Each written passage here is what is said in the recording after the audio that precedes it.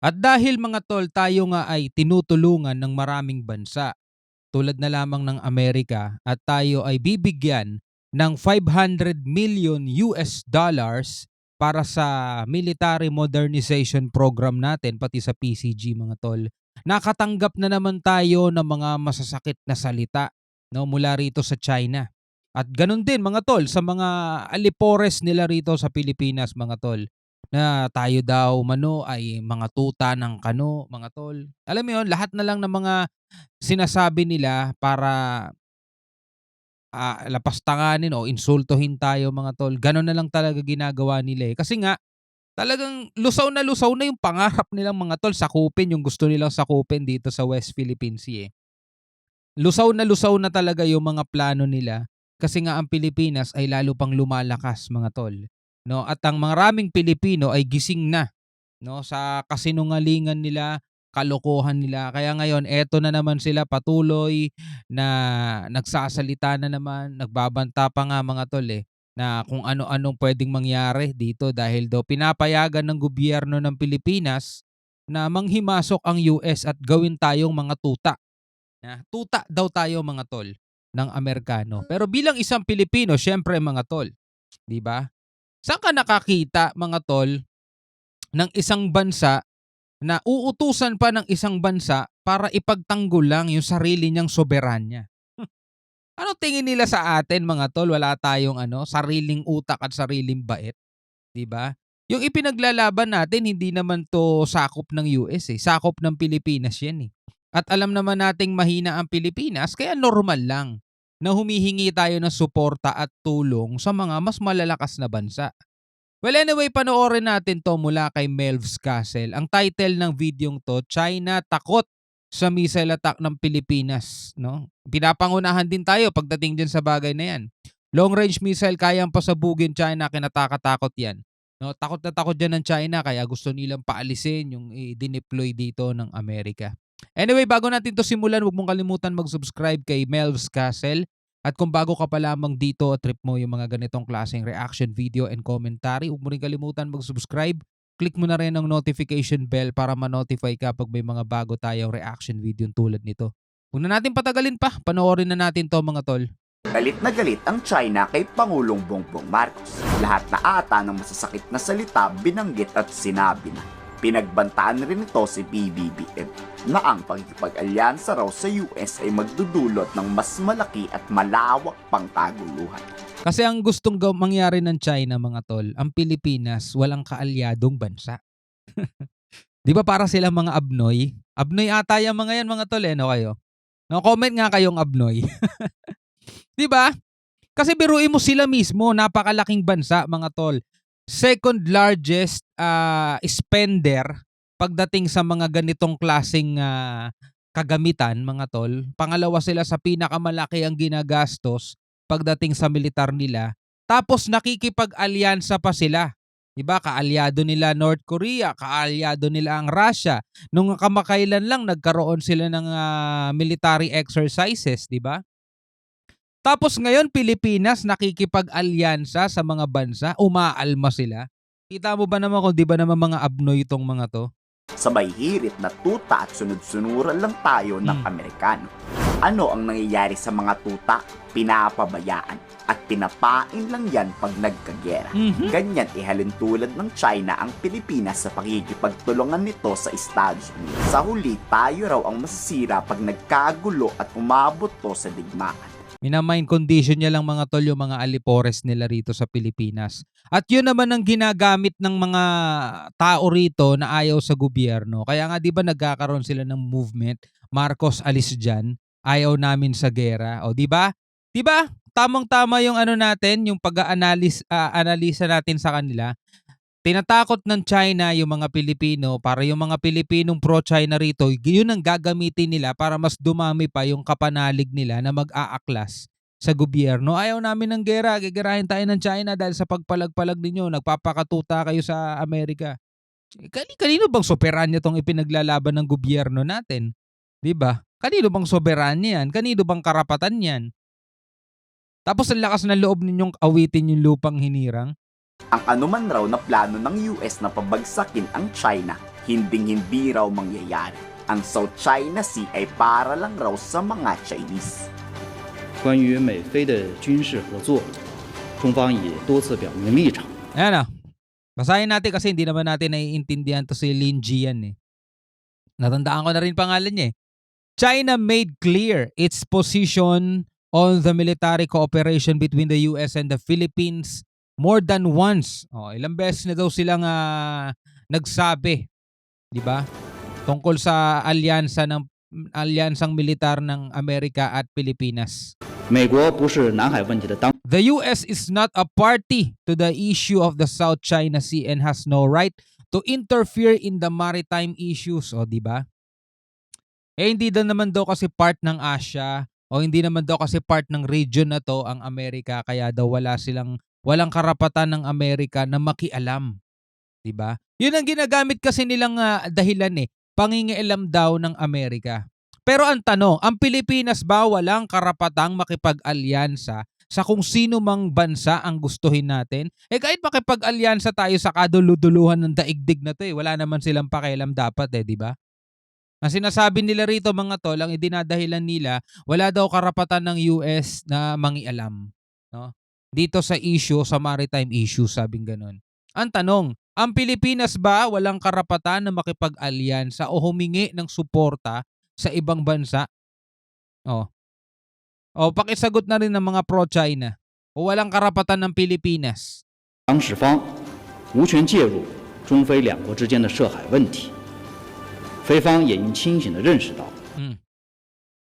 Between China and the Philippines needs to see that ganging up with countries outside the region dapat daw makita natin na yung pakikipag-alyansa natin sa mga bansa na labas dito sa rehiyon na to, 拉拢域外国家在南海挑动对抗，只会破坏 Engage in confrontation in the South China Sea will only destabilize the region and create more tension, sabing ganun. Yung pakikipag-alyansa natin sa mga bansa na labas sa rehiyon na to ay magkikreate lang daw ng more tensions. Ito, lagi nga nating sinasabi mga tol, every time na nagkakaroon tayo ng reaction video na to, wala na sa atin yung dahilan kung bakit may tension dito sa South China o dito sa West Philippine Sea. Nandito sa mga inchik na to mga tol, nandito sa mga checkwang yan. 'Di ba? Ikaw ba naman angkinin mo yung hindi na sa'yo, magkakaroon talaga ng tension yan. 'Di ba? Parang ganito lang yan mga tol eh. Meron kang kapitbahay ha. Tapos meron ka mga bisitang taga-ibang bansa. Meron ka bisitang taga-ibang bansa, 'di ba? Pwede ka bang sabihan ng kapitbahay mo dapat wala dapat papasok diyan sa bahay mo ng mga foreigner. 'Di ba? Hindi ka dapat nagdadala ng mga foreigner diyan sa bahay mo. Pwede ba 'yun? My goodness. 地区稳定，加剧局势紧张，试图引入外部力量，维护自身的安。 To seek security assurance from external forces will only lead to greater insecurity and turn oneself into someone else's chess piece. Yun nga, ginagawa tayong pawn. Sabi niyang ganun mga tol. Di ba? Yung paghingi daw natin ng security assurance from external forces will only lead to greater insecurity. Wala na kayong pakialam doon, China. Manahimik na lang dapat kayo sa bansa niyo. Huwag na kayong manakop ng ibang teritoryong hindi naman inyo. Dapat magising na kayo sa katotohanan. 安全只会导致自身更大的不安全，甚至沦为别人的棋子。任何挑动集团政治和军事对抗的行径， Any moves to resort to black politics and military confrontation will not be popular among the people and will not succeed. 都不得人心，注定走不远，更走不通。 Galit na galit ang China pero hindi pa natatapos dyan ang pag-iingay ng Chinese Foreign Ministry. Kahit ilang beses pa kasing sabihin ni Defense Secretary Gibo Chodoro na pangdepensa lang ang US ballistic missile, takot na takot pa rin ang mga Chinese dito. Sabay sabi na imbis raw na pinapahupa ng Pilipinas ang tensyon, ginagasolinahan pa para raw mas lalo nang uminit. Ang ballistic missile raw ng US ay malaking banta sa seguridad ng China. Engot na lang yan. Engot na lang ang maniniwala dyan sa China eh. ballistic missile ng US malaking banta sa seguridad o sa kapayapaan. So ano namang masasabi nyo sa mga barko nyo na nandirito sa West Philippine Sea? Hindi ba kayo banta sa kapayapaan ng Pilipinas? Anong masasabi nyo sa mga warship ninyo na nandirito sa West Philippine Sea? Hindi ba kayo banta sa kapayapaan ng Pilipinas? 'Di ba? Nagkukumpulan nga rito yung mga militia vessels ninyo, yung mga China Coast Guard nyo nga ng water cannon pa eh. Biruin mo, magsasagawa nga lang kami ng resupply mission, susugod kayo, may dala-dala kayo mga palakol. Tapos binutas ninyo yung mga inflatable boat ng AFP. Hindi ba kayo banta sa seguridad ng Pilipinas? Titigas talaga ng mukha nitong mga to no? Lalo na't pag pinasabog to ay kayang-kayang abutin ng China. Sinisira raw ng Pilipinas ang katahimikan at kapayapaan sa buong Asya. Ewan ko na lang kung sino pang engot maniniwala doon no? Paninisi yan nitong mga Chinese. 关于美国在菲律宾部署中导 On the US deployment of mid-range capability missile system in the Philippines, China has made clear its just position more than once. 中方已多次阐明了严正的立场。我要再次强调，菲方允许美国部署中导，是配合域外势力，助长地区紧张对立，挑动地缘对抗和军备竞赛的倒行逆施。 Grabe, laki ng takot nito mga incheck na to, no? 本地区需要和平与繁荣。 Gusto nila alisin kasi yung mga yon, 'di ba? Para wala nang banta sa kanilang kung sakasakaling gumawa man sila ng kalokohan, wala nang ipang didepensa ang Pilipinas. Ang gusto nila mga tol, alisin natin yung depensa natin. 'Di ba? Inaano tayo sinasayko. Alam mo 'yon? Sinasayko tayo Alisin niyo yung depensa niyo, 'di ba? Banta kayo sa seguridad namin Kumbaga parang alam niyo yung merong isang gusali mga tol, 'di ba? Merong isang gusali tapos yung gusaling yun naglagay ng mga gwardyang may hawak-hawak na armas. May hawak halimbawa, isang bangko may hawak-hawak na armas yung mga gwardya doon. Sasabihin ba ng mga tao, "Oy, bangko, alisin niyo yung guard yung may hawak ng armas, nakakatakot 'yan, bantayan sa amin. Banta sa seguridad namin." Hello. Pangdepensa yan ng gusali para kung sakasakaling may manloloob, meron silang pangdepensa.